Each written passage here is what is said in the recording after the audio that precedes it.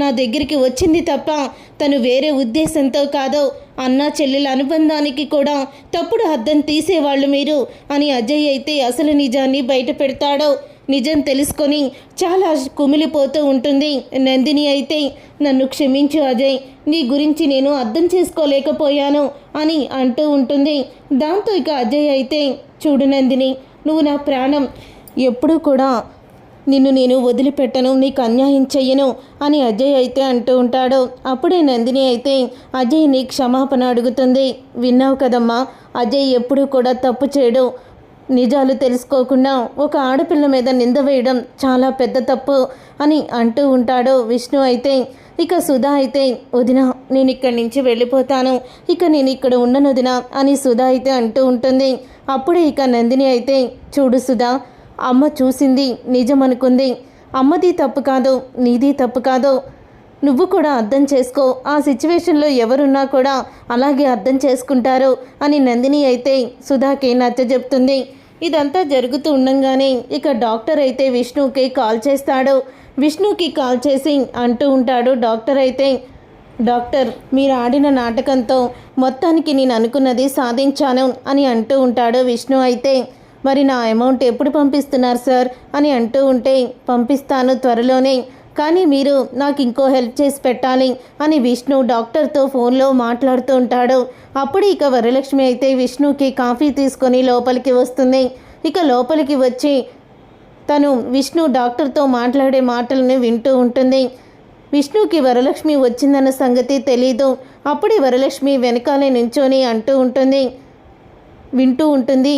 ఫోన్లో మాట్లాడడం విష్ణు అయితే, డాక్టర్, నాకు కళ్ళు వచ్చేటందుకు ఎవరో కళ్ళు డొనేషన్ చేస్తానన్నారు, కంటికి ఆపరేషన్ చేసి చూపు తెప్పిస్తామని చెప్పి నేను హాస్పిటల్కి వచ్చినప్పుడు మా వాళ్ళ ముందు చెప్పండి.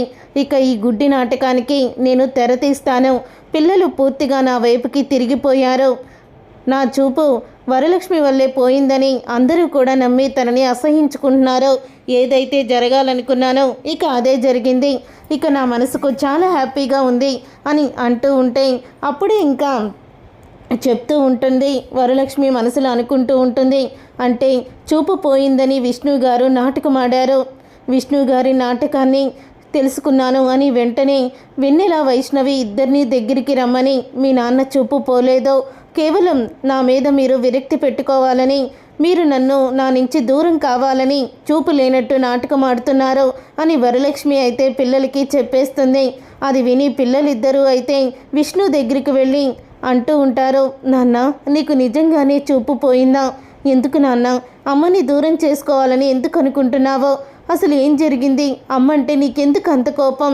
అమ్మ చేసిన తప్పేంటి అని పిల్లలిద్దరూ కూడా అడిగేసరికి ఇక అప్పుడే విష్ణు అయితే, మిమ్మల్ని ముందు నన్ను కూడా తనని చంపాలని నేను విషం కలిపినట్టు తనే సృష్టించింది, అందుకని తనకి ఆ బాధ తెలియనని అలా చేశాను అని విష్ణు అయితే అంటూ ఉంటాడు. నువ్వు తప్పుగా అనుకున్నావు నాన్న, అసలు అమ్మకి నిజంగానే ధర ఆంటీ చంపాలని కూల్ డ్రింక్లో మత్తు మందు కల్పించింది. ధర ఆంటీ వాళ్ళమ్మ, ధర ఆంటీ ఇద్దరూ కూడా విషాన్ని కలిపారు, అమ్మ కావాలని చెయ్యలేదు అని పిల్లలిద్దరూ కూడా నిజాన్ని బయట పెడతారు. ఇక నిజాన్ని బయట పెట్టడంతో అప్పుడే విష్ణు అయితే షాక్ అయిపోతూ, నిజమా, ఇదంతా ధర చేసిందా అని అంటూ ఉంటే, ధర ఆంటీ ప్రాధేయపడింది, నానమ్మ కాళ్ళ మీద పడి మీకు చెప్పొద్దని చెప్పింది, అందుకనే ఎవరు నీకు నిజాన్ని చెప్పలేదు అని పిల్లలిద్దరూ కూడా నిజాన్ని చెప్పేస్తారు. చూసారుగా ఫ్రెండ్స్, రాబోయే కథలో ఖచ్చితంగా ఇలాగే జరగబోతుంది.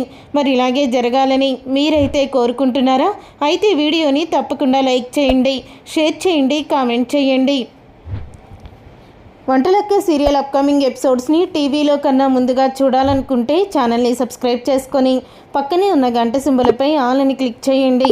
అప్పుడే మేము పెట్టే ప్రతి వీడియో మీరు మిస్ కాకుండా చూసేవచ్చు.